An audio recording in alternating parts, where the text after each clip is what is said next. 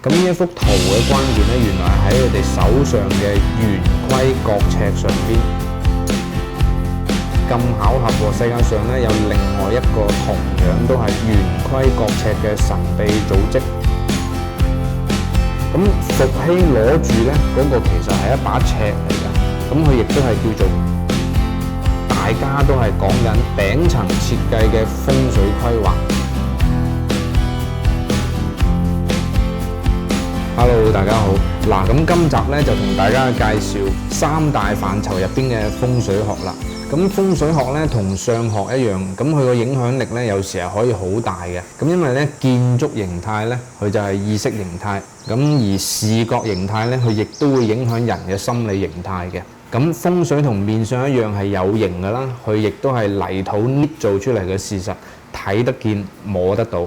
咁有一句説話咧，就叫做天允精氣培育人性，地藏真靈造就富貴。中國古代嘅易學，大家咧都會認為靈魂咧係嚟自於上天嘅，就係天星嘅運行分佈所產生嘅磁場，主管人嘅精神同埋品性。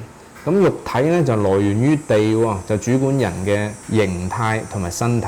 咁面相同埋風水學咧都係屬於有形嘅數據。風水咧其實就好似天線咁嘅，咁所以咧睇風水同埋調整風水咧都係好似我哋去收音機入邊咧去揾到嗰個電波，去調到啱嘅一個磁場喺度。咁佢都係屬於一種數據學嚟嘅。咁堪輿咧係風水最早嘅概念，係出自距今2000年嘅西漢《淮南子》呢一部書嚇。咁堪咧原來就係代表觀天，輿咧就係代表察地。咁後來咧就發展到出現上觀天星，下審地脈，嚟用於祖墳同埋皇城國都嘅一個風水學術，包括喺陰宅上邊嘅觀泥痕辨草色，亦即係睇泥土嘅質量同埋草地嘅顏色。咁咧原來咧喺國際上邊咧有一個名詞叫做建築心理學喎，佢係基於以建築設計為研究主體，去進行研究心理學同埋建築學嘅交叉學科。咁最早咧原來喺1886年德國嘅 Wolfram 就發表咗一個叫做建築心理學嘅序論。咁最早喺歐洲西方國家咧係用於評估學校啦、大學啦、辦公室嘅心理概念嘅。咁其實咧唔單止係西方嘅，中國嘅傳統風水學咧喺1000幾年前咧就已經一直強調咧，我哋嘅左邊咧就一定要比右邊高。寧可青龍高萬丈，不可白虎一抬頭。亦即係話咧，左邊嘅青龍咧就要高過右邊嘅白虎喎。原來青龍係左邊，白虎係右邊。經過後來科學嘅發現咧，呢個係同人嘅左右腦功能咧係有密切嘅關係嘅。原來咧，青龍強就引動左腦，白虎強就引動右腦。咁科學家咧就發現，原來人咧左腦係代表理性，右腦係代表感性。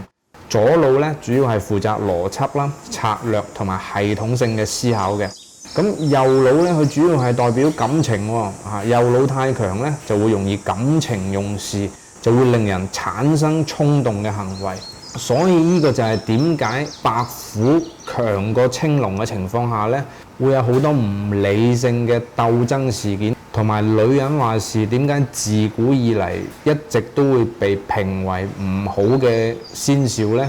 咁原來女性嘅相學結構咧，佢主要係靠右腦思考嘅一個感性動物。咁所以咧，權謀就永遠凌駕於軍事，智慧永遠凌駕於暴力。所以世界上咧，幾乎所有嘅政客咧，佢哋都係偏向於用左腦嘅。咁好啦。下邊有一個好奇怪嘅問題，就係點解一講起易經就總係會有人聯想到風水啊、算命啊？咁其實易經嘅核心咧，佢主要都係同呢個數據啦、歸納啦同埋統計有關嘅。好啦，咁我哋睇下下邊呢一幅易經最原始嘅圖騰。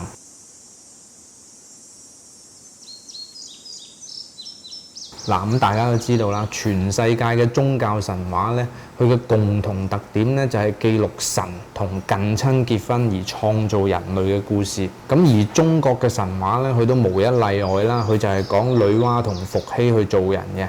咁關於呢個圖騰啦，仲有好多無數嘅故事咧可以講嘅，但係起碼咧最少要分2集先講得完。咁如果你中意我嘅內容咧，請你哋去點讚同埋關注，以表示支持，增加我嘅動力啦。咁呢一幅圖嘅關鍵咧，原來係喺佢哋手上嘅圓規角尺上邊。咁而咁巧合喎，世界上咧有另外一個同樣都係圓規角尺嘅神秘組織。咁有人話咧，佢哋係操控世界嘅幕後神秘組織喎。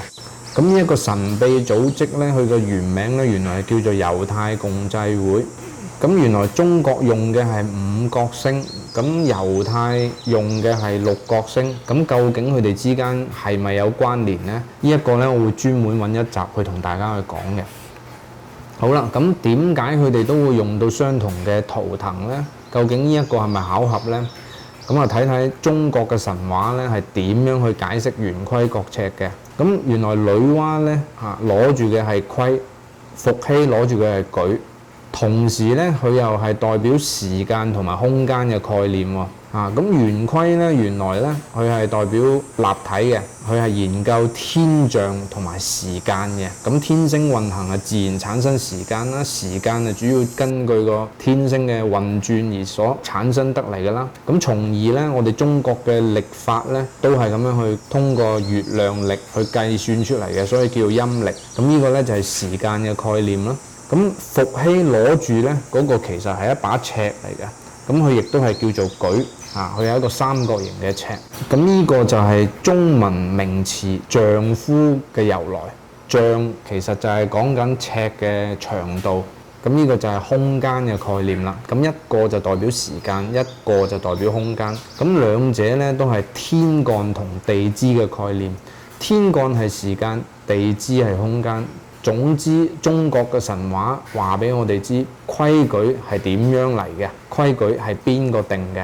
咁呢個咧就係中國嘅圖騰啦。咁原來咧個秘密咧就喺佢哋大家都係講緊頂層設計嘅風水規劃，代表規矩裁定，仲裁代表民主，獨裁代表專制。咁至於係仲裁定係獨裁咧，就要根據翻呢個地理嘅文化啦，因為有地理先至會產生文化嘅。咁有冇發現咧？世界上所有發達嘅國家咧，無論佢係民主國家定係專制國家，任何嘅建築都需要申報嘅原因咧。咁亦都有冇發現咧？專制國家嘅建築總係千篇一律，而民主國家咧就會更加多樣性嘅設計同埋形態。因為每一個國家咧都有自己喺規劃上邊嘅風水要求嘅喎。咁至於係獨裁定係仲裁咧，就要睇翻呢個國家嘅圖騰啦。咁其實圖騰咧都係根據地理文化而產生嘅。咁所以咧，呢一幅圖咧就可以俾我哋知道咧，佢哋係利用咗圓規角尺背後嘅智慧去裁定一個國家，甚至係一個文明點樣去用風水去設計自己嘅文化啦、宗教啦，甚至係國旗、選址佢哋嘅重要建築。而設計呢啲建築背後嘅人咧，喺西方咧原來就稱為石匠喎，喺中國嘅古代咧就稱為木客。咁原來咧仲有好多好有趣嘅關聯嘅喎。咁例如啦，喺希臘神殿入邊啦，仲有達芬奇嘅畫作啦，裏邊咧都採用咗大量618呢一個神秘數字進行設計同埋構圖。咁呢一個構圖思維咧，亦都包括咗現代嘅攝影師啦、導演啦，佢哋都喺度大量咁利用緊呢個方式去進行構圖。原來618最早咧，佢係記載喺《易經》嘅河圖洛書入邊嘅喎。咁大家可以發現啦，將618相加都係等於河圖洛書入邊嘅直線總和嘅。嗱，相信呢一個圖案咧，大家一啲都唔會陌生啦。咁佢背後嘅關鍵詞咧，就係新世界秩序同埋世界遊戲規劃嘅頂層設計都同佢哋有關嘅。咁呢一套神秘嘅文化咧，一直延續到今日，成為咗權力高層制定規矩嘅公開秘密啦。咁到咗呢度呢，大家會唔會有頭緒？點解中國人會迷信風水？點解易經總係會同算命風水關聯埋一齊呢？咁睇完呢一個圖案，你會唔會覺得呢兩樣嘢係巧合呢？好啦，咁呢一集嘅風水呢，就同大家介紹完呢度啦。咁我呢就認為人嘅命運呢，主要係受呢三大範疇而影響嘅。咁我個人呢，我係唔會相信占卜啦、搖卦啦同埋求籤呢一啲隨機嘅嘢嘅，因為佢每一次得出嚟嘅答案呢都唔同喎。咁但係相反，人嘅出生時間、相學同埋風水學呢，佢呢啲都係屬於已經確定咗嘅事實，佢係永遠都唔會變嘅。咁呢一集呢，就講到呢度啦。咁多謝大家。